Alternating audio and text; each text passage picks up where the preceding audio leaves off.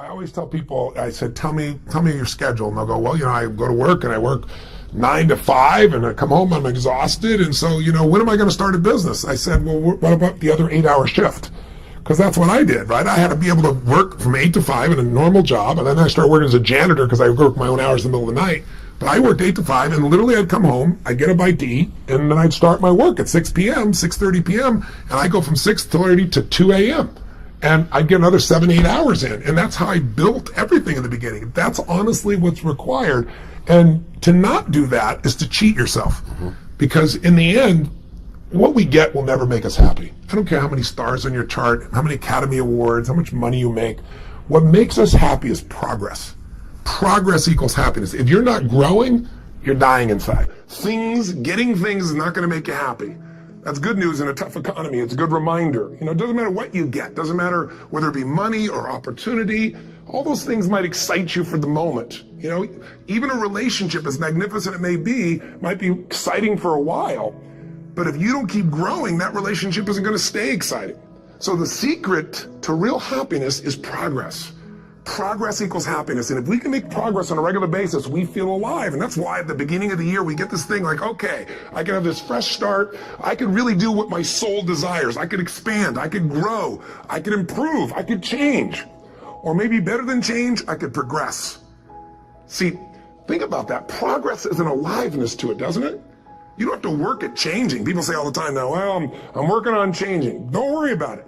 You don't have to work on changing. Change is automatic. Your body's going to change whether you want it or not as the years go by. And no matter how hard you work, there's going to be some changes going on there. And the economy is going to change no matter what you want it to do. The weather is going to change. Relationships are going to change. Everything in life is always changing. We don't have to work on change. Change is automatic, but progress is not. So if you want to make real progress, then you really got to look at your life in a different way. You got to say, I got to take control of this process and not just hope it's going to work out like people do who make a resolution. Because really, isn't that what they're really doing at the beginning of the year? They're saying, well, here's my resolutions for the year, and they really basically tell you their wishes. It's their wish list. It's what they hope it all comes together. And then they call it a resolution, but they don't know what a resolution is. When you resolve something, to have a resolution is to resolve it. When you've resolved, this is how it's going to be. That's when you cut off any possibility except the thing you've committed to. It's like the old adage, if you want to take the island, you burn the boats. Because when you burn those boats, there's no going back. You're going to find a way to make things work. And most people, they're stating what they hope will come together. And if it doesn't happen, then they're disappointed, but they're not too disappointed because they're not too vested. What does it take to successfully create a lasting change in your life? To not only have a New Year's resolution you follow through on, but really have a lasting change? Well, the first step for lasting change is very much like making a New Year's resolution. Fundamentally, it's the same. The first step is you got to have a vision. A vision for what it is you really, truly want. Not what you think you want or what you should have. I mean, what are most people's New Year's resolutions? I'm going to stop eating sugar. I'm going to stop smoking. I'm going to lose 10 pounds. The problem with that is it's not very inspiring for most people. It's not telling you what you're going to get. It's only what you're not going to do. And it's kind of hard to have you move forward with that. A vision is about what you're here to create. A vision that really works is one that excites you. If you say, well, my resolution, my goal, my outcome for this month, this week, this year is to lose X number of pounds, that's okay, but it's not very compelling.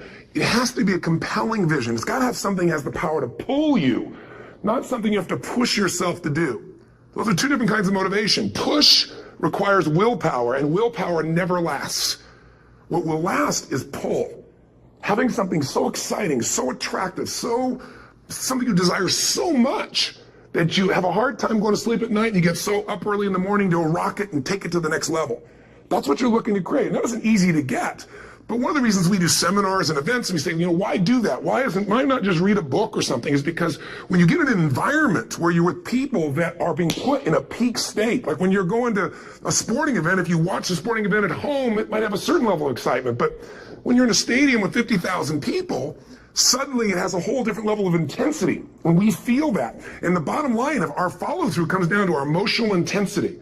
In a different state of mind, you're going to come up with a much better and a more exciting vision than if you're sitting on the couch going, okay, what are my new resolutions for this year? And you're doing it the morning after the new year has started and you're a little inebriated and the football game's on in the background.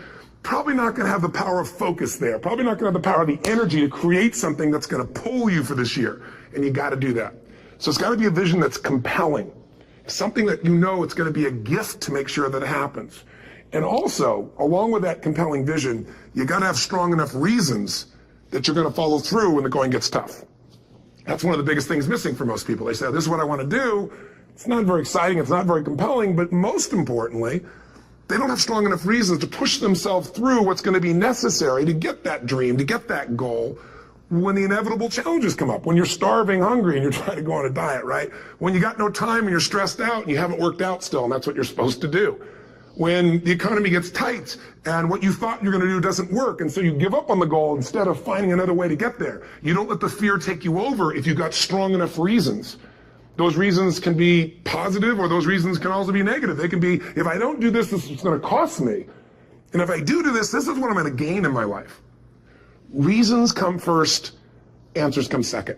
If you get a compelling vision and you got strong enough reasons that will push you through the tough times, you're going to do things other people don't do. Instead of collapsing, even if you get off target, you won't go, oh, I blew it. You'll get right back on target, make the change, make things happen. And I know you've done this in many areas of your life. Just think about it again. I'm not teaching you something really new here today.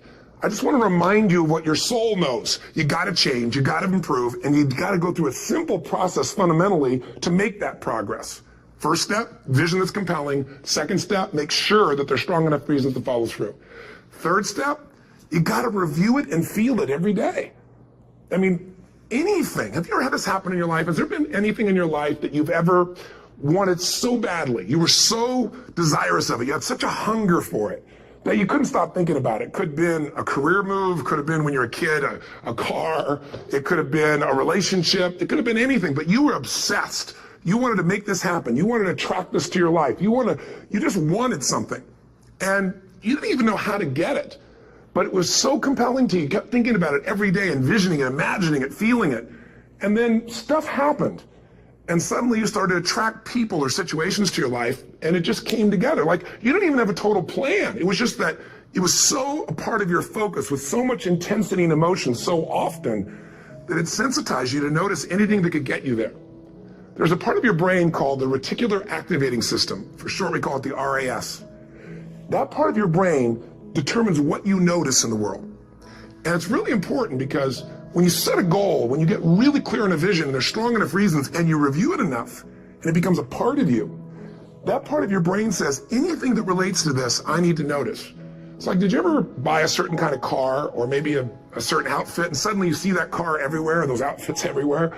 Well, you know, the cars were always around, but why do you see it now? Because your RAS knows this is important. This is part of my world now. Similarly, when you really get clear and it's compelling and you're reviewing it every day, you've got strong reasons, you're reviewing it every day and you're feeling it, the brain becomes incredibly acute at noticing anything to get you to move forward. And so that's the power of this. So, you know, what do people do with a New Year's resolution? They come up with something they kind of want. It's not a compelling vision. They don't really have strong enough reasons, and they never review it again until they notice that they broke what they said they really want to have make happen, because they didn't really resolve. If you resolve, you got the vision, it's compelling, you review it daily, and you feel it, you envision it, and you experience it. Simple as it sounds. Now, ultimately, what is this really about? Ultimately, if you're going to have lasting change in anything, you're really talking about just raising your standards. I mean, I always tell people, if you want to know how to change your life, I give it to you in 3 words, boring as it sounds: raise your standards. What does that mean? Corny as it sounds. Raise your standards. Oh, thank you for the breakthrough thought, Tony. I'm glad I wasted my time watching this little email with you. But think about it. Lasting change is different than a goal. You don't always get your goals, but you always get your standards. Maybe it would help you is to think about it this way. I try to explain standards to people with a different set of words. Think of it as everybody in life gets their musts. They don't get their shoulds. Like, think about it. Most people have a list of shoulds, don't they? Don't you have a list of the shoulds, things you should do, you should follow through on? I should lose some weight, I should work out more, I should make more calls, I should respond more rapidly to my email, whatever, you know? I should get into the office earlier, I should be, more confident. Whatever your should list is, people love to have their should list be met, but it's kind of like New Year's resolutions. If it does, it's really exciting, but if it doesn't, which is most of the time, it's a little disappointing, but you kind of know it's not going to happen. But when you decide something is a must for you, an absolute must, when you cut off any possible, you say, I'm going to find the way or I'm going to make the way. Human beings, when they resolve things and they make a real resolution inside themselves, which is they raise the standard and they make it a must, they find the way. Think about it in your own life. Haven't you had some area of your life where you raised your standard and your life has never been the same? Maybe at one time in your life you smoked cigarettes, or you did something and you did it for years and you kept trying to change it, and kept telling yourself, I should. And then one day something happened. Something just clicked you over. Something took you over that kind of tipping point. And inside yourself you said, no more. And it was a very, very different experience, wasn't it? Something inside of you shifted. And what was a should became a must.